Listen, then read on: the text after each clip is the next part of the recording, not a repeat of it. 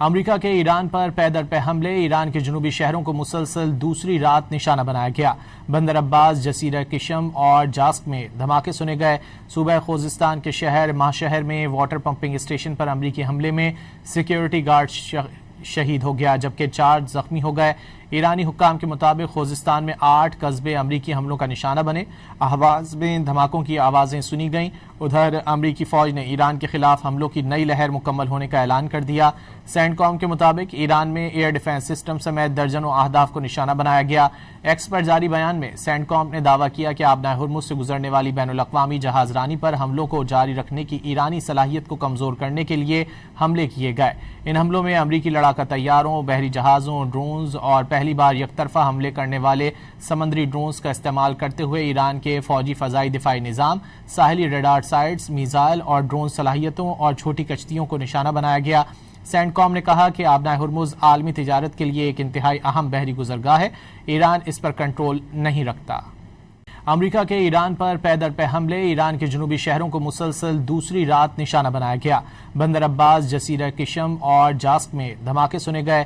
صوبہ خوزستان کے شہر ماہشہر میں واٹر پمپنگ اسٹیشن پر امریکی حملے میں سیکیورٹی گارڈ شہید ہو گیا جبکہ 4 زخمی ہو گئے۔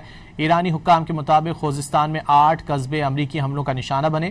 اہواز میں دھماکوں کی آوازیں سنی گئیں۔ ادھر امریکی فوج نے ایران کے خلاف حملوں کی نئی لہر مکمل ہونے کا اعلان کر دیا۔ سینٹ کام کے مطابق ایران میں ایئر ڈیفنس سسٹم سمیت درجنوں اہداف کو نشانہ بنایا گیا۔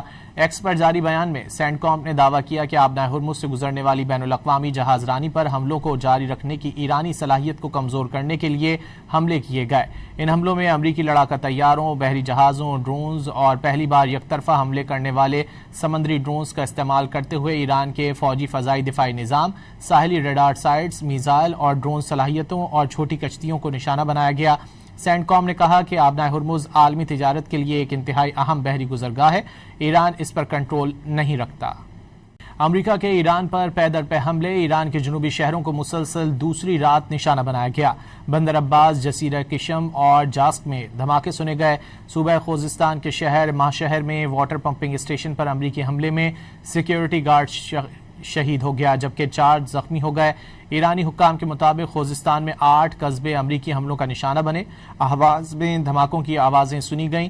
ادھر امریکی فوج نے ایران کے خلاف حملوں کی نئی لہر مکمل ہونے کا اعلان کر دیا۔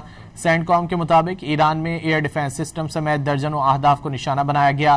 ایکس پر جاری بیان میں سینٹ کام نے دعویٰ کیا کہ آبنائے ہرمز سے گزرنے والی بین الاقوامی جہاز رانی پر حملوں کو جاری رکھنے کی ایرانی صلاحیت کو کمزور کرنے کے لیے حملے کیے گئے۔